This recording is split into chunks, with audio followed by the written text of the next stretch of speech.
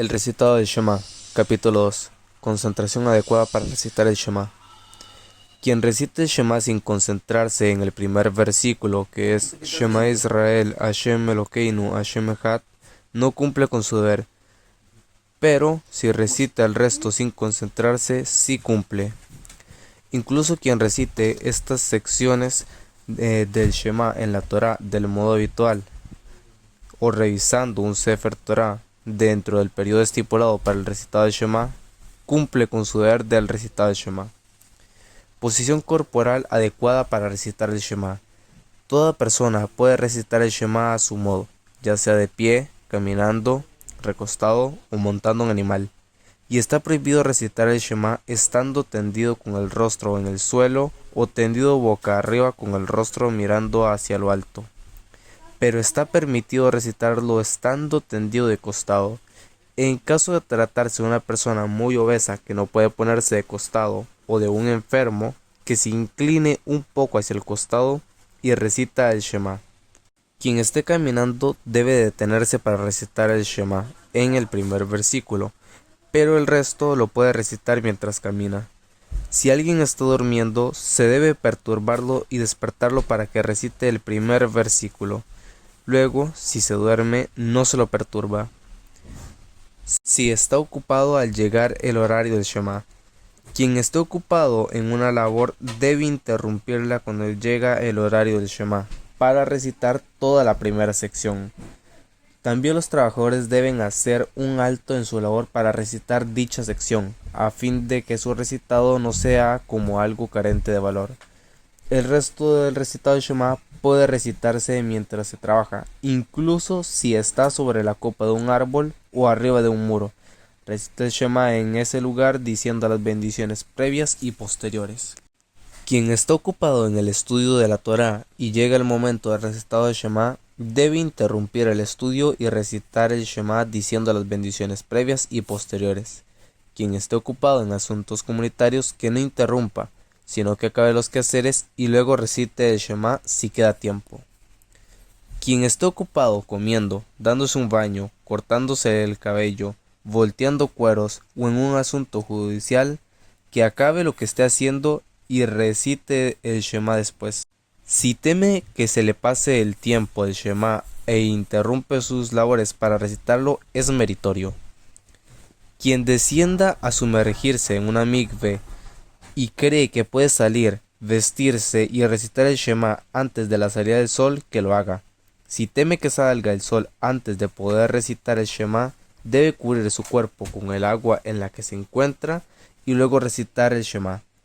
Pero que no cubra su cuerpo con agua de mal olor, ni con agua empleada para poner lino en remojo, ni con agua transparente que se vea su desnudez, pero sí con agua turbia que no despida olor desagradable, y recite el Shema allí. Actitudes durante el recitado del Shema. Quien está recitando el Shema no debe hacer señas con los ojos, con los labios ni con los dedos, para que su recitación no sea como algo sin importancia. Si lo hace, aunque haya cumplido con su deber, esto es despreciable. Es necesario que uno se oiga a sí mismo cuando recita el Shema, pero si no lo hace, igualmente cumple con su deber. Y se debe ser meticuloso en la pronunciación de sus letras, pero si no lo hace, cumple con su deber. Gramática. ¿De qué modo se debe ser meticuloso? Respetando la pronunciación de las letras con punto y sin punto, y respetando la pronunciación correcta de la vocal Sheva. Por lo tanto, se debe hacer una pausa pequeña entre dos letras similares, que una de ellas se encuentra al final de una palabra y la otra al comienzo de la siguiente palabra.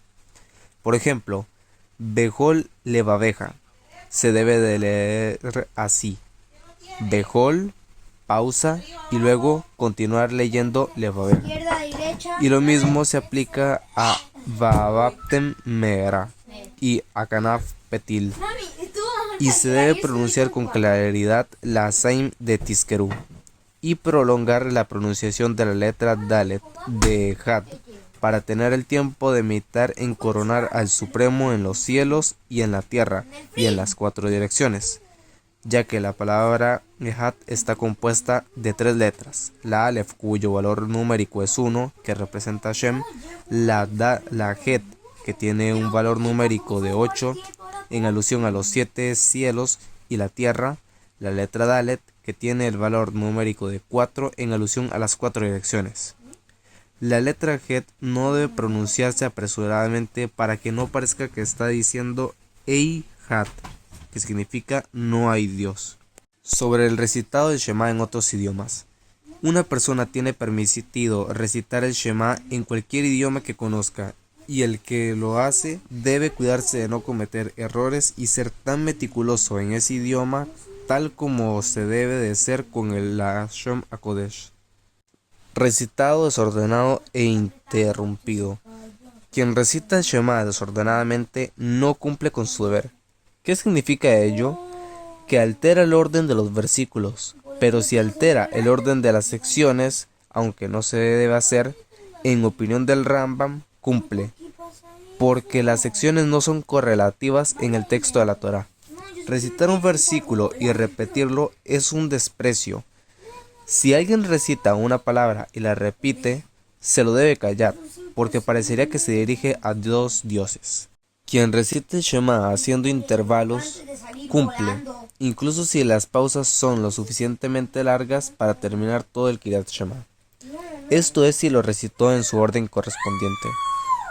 Quien lo recite en estado de somnolencia, o sea, no estando muy despierto ni muy dormido, cumple con su deber, si es que estaba lúcido en el primer versículo. Dudas sobre el recitado del Shema.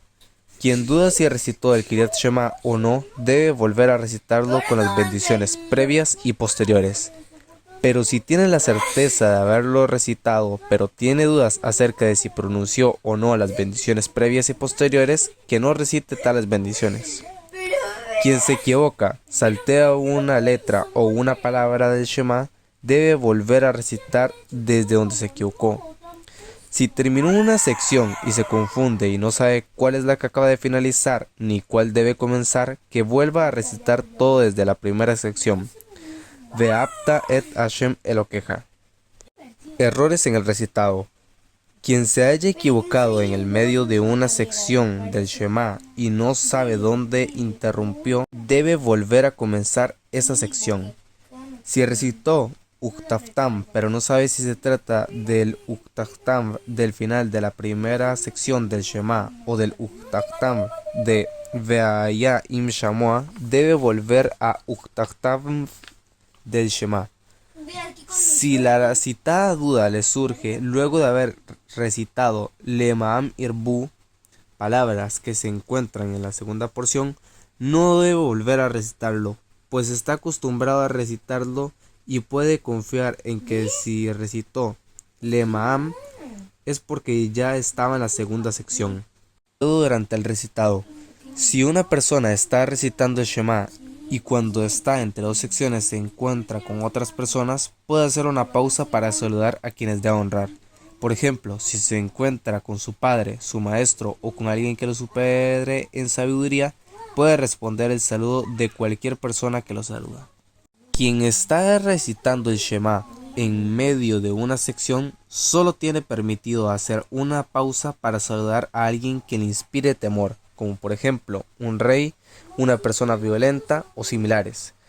Pero a quien esté obligado a brindarle un respeto especial, como por ejemplo a su padre o a su maestro, puede hacer una pausa para responderles solamente si ellos lo saludasen primero. Pausas entre las distintas partes del Shema.